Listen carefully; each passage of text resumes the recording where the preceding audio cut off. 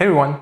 So when you open yourself up to the public, and especially when you open up your opinion, which is especially even worse if it's critical, if it's controversial, then of course you're opening up yourself not only to the public but also to criticism. This is a difficult part of the job because none of us wants to be criticized. We always question ourselves, or at least any smart person questions himself all the time and thinks, so is it good what I'm doing? Am I doing this question justice? When you get some criticism, you always question yourself and you think, maybe that guy is right, maybe I'm doing something wrong. And when you get 100 of that, or just dozens per day, it definitely starts to poke some holes in you, and it's not easy to hold your own together. So no wonder some public figures eventually snap. Personally, I told myself years ago that if everybody likes me, that means I'm doing something wrong. If you're doing something important, if you're doing something which has a purpose, it'll probably have to break some eggs to cook an omelet. It'll probably bother someone because not everybody likes the truth. I mean, very few people like the truth, and the truth oftentimes opposes the limited beliefs a lot of people have. So that's why I realized that if I'm doing something right, it makes sense that somebody doesn't like me. And if somebody doesn't like me, there's a big chance I am doing something right. I think that doesn't necessarily apply if everybody doesn't like you, or it becomes a bit more tricky. And for me though, I have a lot of support. A lot of people enjoy the work that I'm doing and they're supportive and grateful for it. But obviously I have those people who keep on criticizing me and they keep on trying to get my attention and they keep writing comments just expressing their hatred. And a lot of times I get the criticism, especially these days, that they're angry that I don't reply. What these people don't understand is that oftentimes I get the same repetitive criticism again and again. Oftentimes because of misunderstandings, oftentimes because people are fueled by the same negative emotions. But while I did respond more often in the past, when the same criticism would appear again and again, I would start to just let it go and not respond to it. On one reason, because I already responded to at least a few people who said the same thing, and it gets tiresome to say the thing again and again and again. And also, in my experience, most of the times if I respond to hate comments, and the way I describe hate comments is when a person writes a lot of negative stuff, but he's not able to see the positive things. There's always two sides to the things, and oftentimes the criticism, the feedback has some truth in it. That's why I feel it's important to look at it, at least to a certain degree. But if the person is able to see just one side, probably means he's not very mature. It probably means, again, he's driven by hatred and he just wants to transfer his negative emotions to you, or he wants to prove you wrong so that it would, psychologically for him, it would tell him that means he's right. And that's what a lot of people think, like that if they prove the other person to be wrong, which threatens his opinion, then that would make him right. Although it's nonsense. That's not how reality works. Despite all of that, I decided to do this experiment, to do this project. I decided to directly confront my haters, people who hate me, but with certain conditions. One of the main issues on YouTube comments and people who writing hate comments is that they do not need to take responsibility.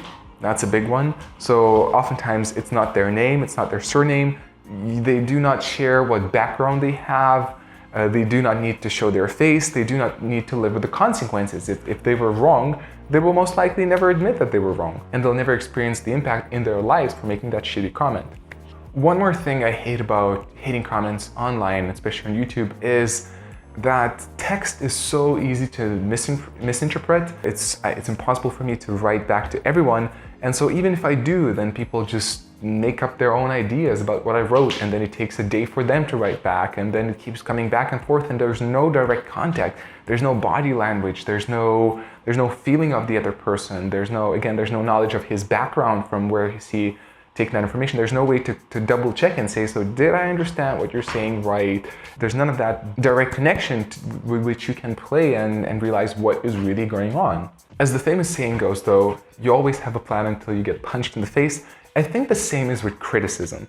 People are just so happy to have ideas in their heads and just write their comments, and without any need to confront the person in reality, to take responsibility, to expose themselves. But I'm 90% sure that as soon as the person would be hit with publicity, as soon as the person would have to take responsibility for what he's saying, as soon as the person would have to stand up in front of the person who is criticizing, all of his courage, all of his boldness, all of his knowledge of what's wrong is going to go out of the window. And to test proof this theory, I decided to open up this challenge. So for people who criticize me, for people who do not like me, for people who hate me and hate what I'm doing, I'm inviting you to a recorded conversation, same way like I do it with people that I interview. We phone each other through Skype or Zoom, and you state your background, you tell about where your knowledge comes from, you tell your age, you tell your name and surname, what you're working, and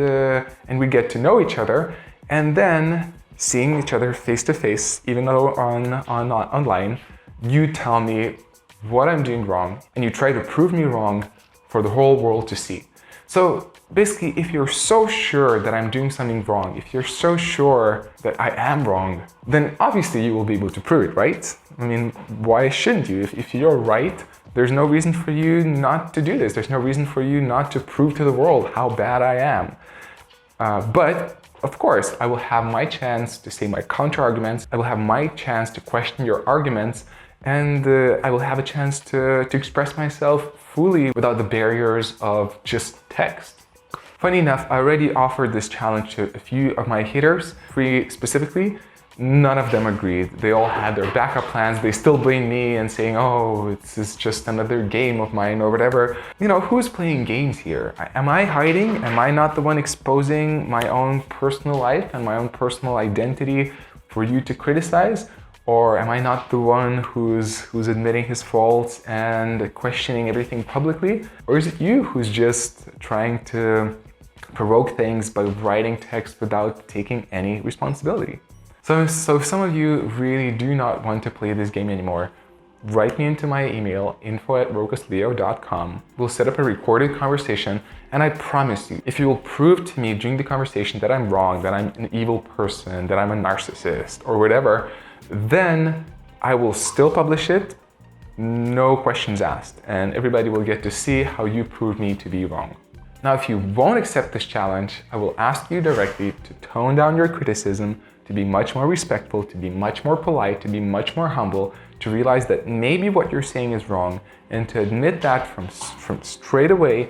At best, tell about your experience, tell more about your personal life, take on responsibility, drop a link to your Facebook page, expose yourself, and then try to explain what you want to come across. But if you're driven by emotion, then don't even write that comment.